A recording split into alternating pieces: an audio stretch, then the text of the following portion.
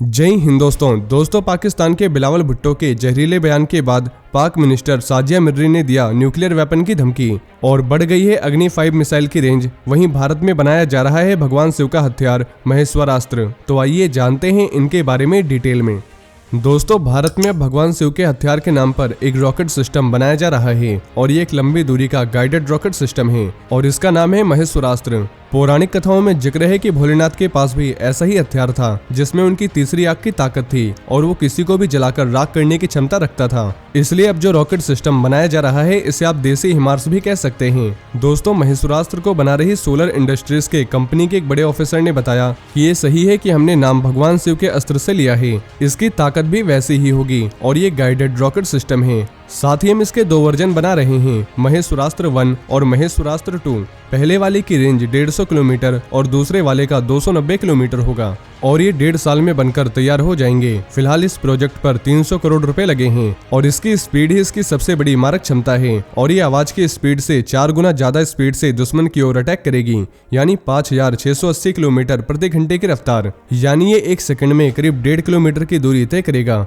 वैसे महेश्वरास्त्र 1 को आप देसी हिमार्स भी कह सकते हैं। दूसरा वर्जन ब्रह्मोस मिसाइल की टक्कर का होगा, यानी दुश्मन के बचने का कोई चांस नहीं होगा। वहीं भारत की सबसे लंबी दूरी की न्यूक्लियर बैलिस्टिक मिसाइल अग्नि 5 की रेंज को बढ़ा लिया गया है। पहले इसकी रेंज 5000 किलोमीटर थी, लेकिन अब ये 7000 किलोमीटर से ज्यादा दूरी तक मार कर सकती है। दोस्तों डीआरडीओ ने मिसाइल में लगे स्टील को हटाकर कंपोजिट मटेरियल लगा दिया है, जिससे मिसाइल का वजन 20% से ज्यादा कम हो गया।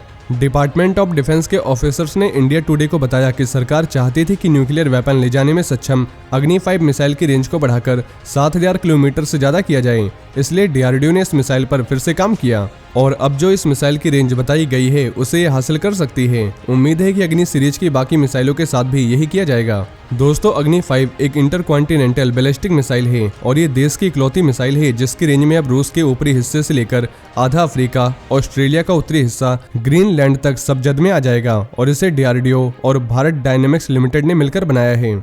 वहीं पाकिस्तान की मंत्री साजिया मिर्री ने भारत को एटम बम की धमकी दी है। उन्होंने बताया कि हमारा न्यूक्लियर स्टेटस खामोश रहने के लिए नहीं है। इसके साथ ही उन्होंने भारत के साथ वॉर की भी धमकी दी है। दरअसल साजिया मिर्री बिलावल भुट्टो के समर्थन में प्रेस कॉन्फ्रेंस कर रही थी। इसी दौरान उन्होंने भारत के खिलाफ जहर उगला है। इस दौरान उन्होंने बताया कि हम भारत के खिलाफ कोई शिकायत नहीं कर रहे, बल्कि हिंदुस्तान में जो मौजूदा नरेंद्र मोदी की सरकार है उसके खिलाफ हमारी शिकायत है।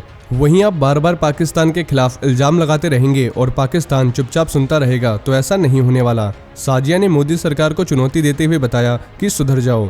साजिया मिर्री ने मोदी सरकार को धमकाते हुए बताया कि अगर मोदी सरकार लड़ेगी तो फिर वो जवाब सुनेगी। हमको जो न्यूक्लियर स्टेटस का दर्जा मिला है वो खामोश रहने के लिए नहीं है और पाकिस्तान जवाब देना भी जानता है। दरअसल साजिया मिर्री का ये फीडबैक बिलावल भुट्टो के समर्थन में आया है। वहीं बिलावल भुट्टो ने हाल ही में प्रधानमंत्री नरेंद्र मोदी को लेकर एक विवादित बयान दिया था।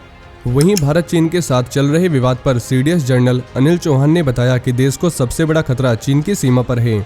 इसके साथ ही उन्होंने बताया कि लिपू लेक, बड़ा होती और अरुणाचल प्रदेश में भी चीन के साथ विवाद है। दोस्तों सीडीएस जनरल अनिल चौहान ने बॉर्डर टूरिज्म का कल्चर बढ़ाने पर भी जोर दिया। उन्होंने बताया कि अपनी सरहदों को देखने की हर किसी की चाहत होती है, इसलिए बॉर्डर टूरिज्म के कल्चर को बढ़ाना होगा। और उत्तराखंड में सीमा से लगे गाँवों में हो रहे पलायन पर सीडीएस जनरल अनिल चौहान ने बताया कि प्रदेश के कई गाँव वीरान हो गए हैं, इसलिए हमें संभावना ढूंढनी होगी कि क्या ये गांव फिर से आबाद हो सकते हैं। दोस्तों सीमावर्ती गांवों का भी देश की सुरक्षा में अहम योगदान होता है, इसलिए जरूरी है कि यहां फिर से आबादी को बसाया जा सके। उन्होंने सीमा क्षेत्रों में पर्यटन को बढ़ावा देने की भी पैरवी की है। साथ ही बताया कि हमें देखना होगा कि क्या हम वहां सीमा पर्यटन को लोकप्रिय बना सकते हैं, इसके लिए जरूरी कदम उठाए जाने चाहिए। तो दोस्तों ये थे आज के कुछ बड़े डिफेंस अपडेट। वहीं अगर आप भारतीय सेना से जुड़ी ऐसी और भी जानकारी जानना चाहते हैं तो आपको हमारे दूसरे चैनल डिफेंस एनालिसिस पे मिल जाएगी, जिसकी लिंक आपको नीचे डिस्क्रिप्शन में मिल जाएगी। और ये इन्फॉर्मेशन अगर आपके लिए यूजफुल रही हो तो वीडियो को ज़्यादा से ज़्यादा शेयर करें और चैनल को सब्सक्राइब करना न भूलें। जय हिंद, जय भारत।